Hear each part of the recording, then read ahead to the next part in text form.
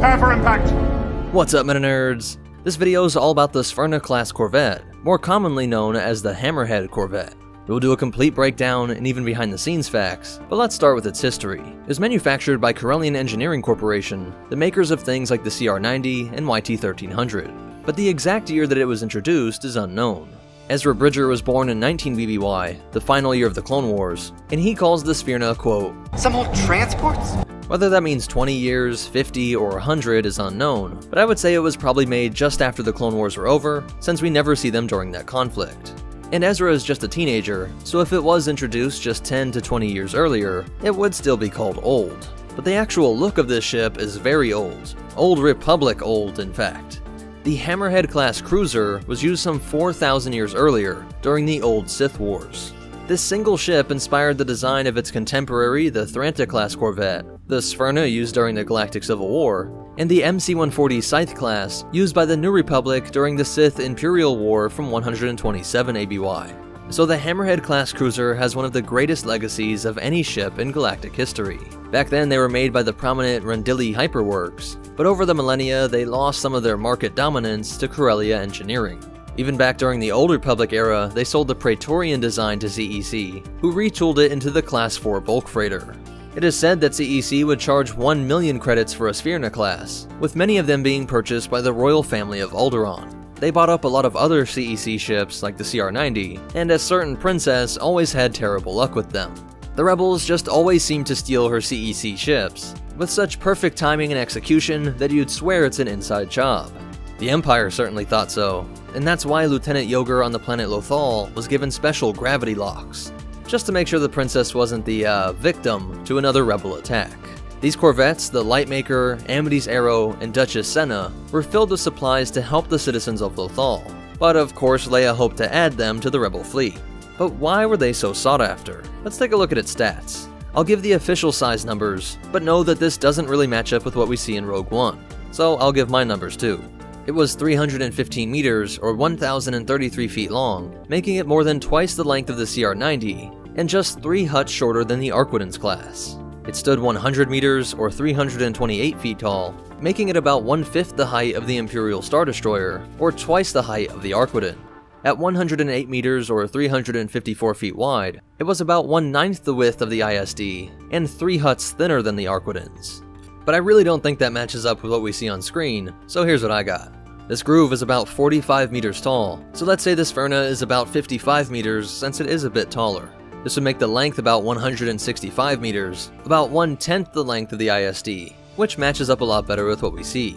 The width would be about 59 meters, just 11 meters wider than the CR90, which also makes sense given that these structures stick out on the sides. Let me know which stat seems more correct to you down in the comments below.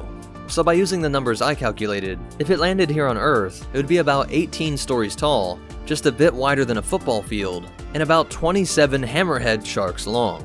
Now there are 4 variants of the Sphyrna: the Scout, Torpedo, Transport, and Tug.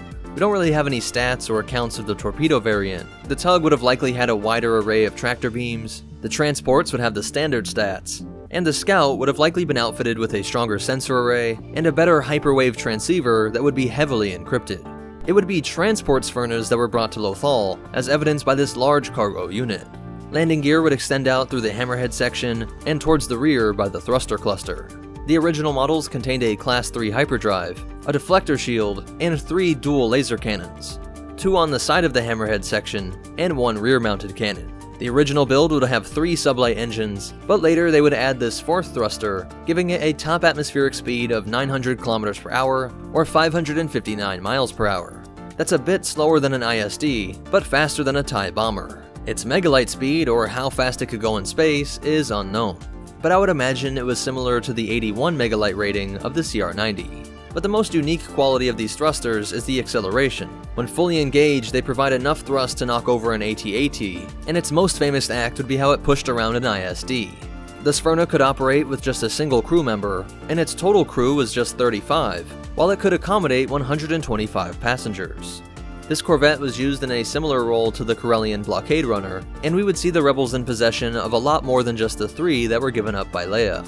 One would be destroyed by Darth Maul in his search for Ezra and Kanan, and one was seen when Phoenix Cell discovered Iron Squadron. Later, several Sphyrnas would be present during the Battle of Atollon, where we saw that with repeated TIE fighter strafes, even these small fighters could overcome the corvette's deflector shield. The Lightmaker was one of those ships Leia brought to Lothal, and would gain legendary status during the Battle of Scarif. Admiral Raddus coordinated with the ship's commander, Cato Oquon, to ram into the ISD the Persecutor after it had been disabled by a Y-wing ion attack. By using the Hammerhead's bow to lodge itself into this nook in the side of the Star Destroyer, they were able to fully engage those 4 thrusters and slowly move the much larger Imperial ship. The decision to place the other ISD, the Intimidator, right over the Scarif shield gate was a move to ensure its protection, but of course it ended up leading to the loss of all 3 assets. Really, once the Hammerhead was in place, there wasn't much you could do to stop it. Even if the Intimidator wasn't there, pushing just the Persecutor into the shield gate would have destroyed it. The only way this could have been prevented would be if the Star Destroyers could have got their systems online quicker. At least one Sphyrna was able to escape before Darth Vader's arrival, and you can actually see another one that doesn't seem to be targeted. One would later be used by the Alliance to restore the Republic during the siege on Taurine 7. And there was even a Sphyrna present in the Resistance Navy, with the Sturdic Star being used on Tal. And then there is the Nadiri Starhawk. Made for the New Republic in part from broken ISDs, this ship relied more on its incredibly powerful tractor beam array, but you can still see that Hammerhead influence in its design. If not a direct successor, it is definitely a spiritual successor, as it bullied around ISDs and even dragged down a Super Star Destroyer. So that's it for its history, but you definitely want to hear these cool facts and behind the scenes stuff. The Old Republic Hammerhead-class cruiser has not been officially brought back into canon, but canon lore on the Sphyrna confirms that it was inspired by a ship that existed long before the Imperial era. I wouldn't be surprised if a lot of Old Republic stuff, especially ships, ends up eventually getting canonized, maybe with some minor tweaks. In the role-playing guidebook Dawn of Rebellion, they say that it was made by Rendili Stardrive, the descendants of the Old Republic company Rendili Hyperworks, but the Encyclopedia of Starfighters and Vehicles says that it was CEC. There's also a mistake in the Rebel files, where they used an image of a Sphyrna-class Corvette instead of the Sphyrna. The Sphyrna is still Legends, as this is said to just be a mistake. Then the Geektionary Galaxy from A to Z calls it the Hammerhead-class cruiser. When combined with an official length that I feel is really off, I can't believe the lore is so sloppy with a ship that I think provided the coolest scene in all of new canon material. And the name is a reference to the genus of hammerhead sharks being called the Sphyrna, which comes from the Greek word for hammer. If you want to pick up some of the reference books used to make these videos, connect with us on social media, or find ways to support the channel without it costing you a thing, then be sure to check out the links in the description. Special shout out to our supporters over on Patreon. Be sure to check that out for all kinds of behind the scenes stuff, merch, and polls for future videos. But most important of all, remember, the hammerhead design will never die, and the Force will be with you, always.